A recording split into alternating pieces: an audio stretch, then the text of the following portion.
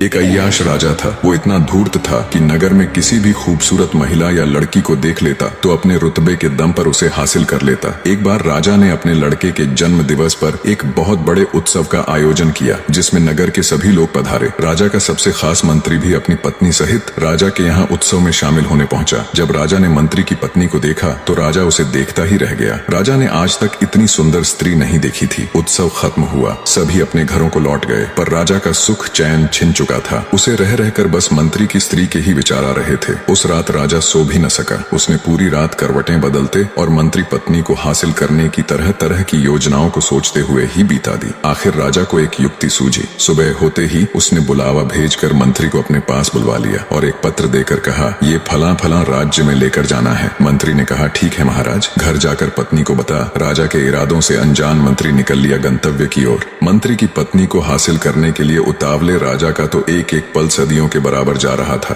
जब उसे पक्का विश्वास हो गया कि मंत्री सफर पर जा चुका है तो राजा भी इत्र वगैरह लगा चल दिया अपने शाही घोड़े पर बैठकर मंत्री आवास की ओर। जिस समय राजा मंत्री के घर पहुंचा उसी समय मंत्री की स्त्री, जिसका नाम कपाला था, नहाकर गीले बालों को घर के आंगन में बैठकर सुखा रही थी। जैसे ही उसने राजा को देखा वो तुरंत खड़ी हो गई और बोली, महाराज की जय हो। राजा ने हाथ उठा। मंत्री वधु कपाला का अभिवादन स्वीकार किया। बोली, कहिए महाराज, आज इधर कैसे आना हुआ? राजा बोला, कुछ खास काम नहीं, बस इधर से गुजर रहा था तो सोचा क्यों ना अपने खास मंत्री के घर सब ठीक ठाक है कि नहीं, हाल चाल लेता चलूं। मंत्री वधु कपाला ने राजा को बिठा इज्जत और सेवा भाव से उसकी खूब खातिरदारी की और अच्छे अच्छे पकवान बना राजा के सामने पेश किए। राजा वहाँ खाना थोड़े न खाने गया था, थोड़ा बहुत खा पी अपने इरादे जाहिर करते हुए उसके हुस्न की तारीफ में बोला, मैंने आज तक अपनी जिंदगी में तुम जितनी खूबसूरत स्त्री नहीं देखी। राजा के बुरे इरादों को मंत्री वधु कपाला पहले ही ताड़ चुकी थी। वो एक समझदार और पतिव्रत नारी थी जो राजा के घर आते ही समझ चुकी थी कि राजा ने जानबूझकर उसके पति को बाहर भेजा है ताकि राजा उसे अपने जाल में फंसा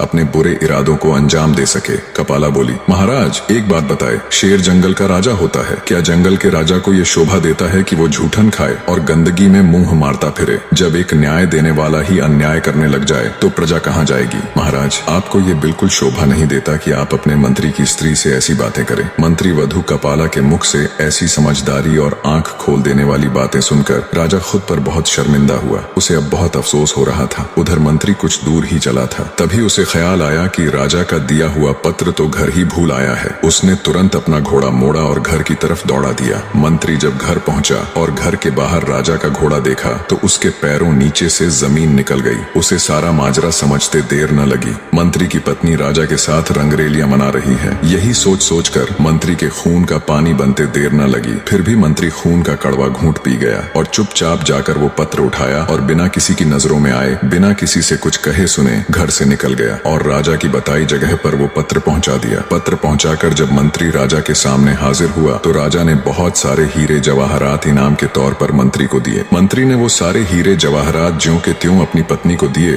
तो उसकी पत्नी ने कहा, ये इतना सब कहाँ से आया? मंत्री बोला, ये उसे राजा ने तोहफे में दिया है और उसके मायके छोड़ आया। ऐसे ही समय बीतता गया। ना तो मंत्री ने उसकी कोई खोज खबर ली और ना ही उसे लाने गया। जब इस बात को बहुत दिन हो गए तो मंत्री की पत्नी के भाई आखिर थक हार कर मंत्री के पास पहुंचे और कहा कि वो उनकी बहन को लेने क्यों नहीं आ रहा। तब मंत्री ने कहा, मैंने उसके प्रति अपने सभी कर्तव्य पूरे कर दिए हैं, वो अब मेरी जिम्मेदारी नहीं। मंत्री वधु कपाला के भाई राजा के सामने पेश हुए और मंत्री की शिकायत की। राजा ने तुरंत मंत्री को भी बुलवा लिया। मंत्री के साले बोले, महाराज, हमने एक सुंदर हरा भरा फल फूलों से लदा हुआ बाग इसके हवाले किया था जिसमें एक मीठे पानी से लबालब भरा कुआं भी था, परंतु महाराज आपके सामने खड़े इस शख्स ने हमारे उस हरे भरे सुंदर बाग को उजाड़ दिया, उसके सारे फल खा गया और उस कुएं के मीठे पानी तक को भी खराब कर दिया। राजा ने मंत्री से पूछा, क्यों भाई, क्या ये ठीक बोल रहे हैं? अपनी सफाई में कुछ कहना चाहते हो? मंत्री बोला, जी महाराज, इन्होंने मुझे उस बाग को जैसा सौंपा था वो उससे भी बढ़िया हालत में मैंने इनको वापस लौटाया है। ये सब सुन राजा ने मंत्री वधु कपाला के भाइयों से पूछा, क्या मंत्री ठीक कह रहा है? बोले, हाँ महाराज, ये बात सही है कि बाग बिल्कुल सही सलामत है, पर राजा साहब, हम इससे बाग वापस देने की वजह जानना चाहते हैं। राजा ने मंत्री से पूछा तो मंत्री बोला,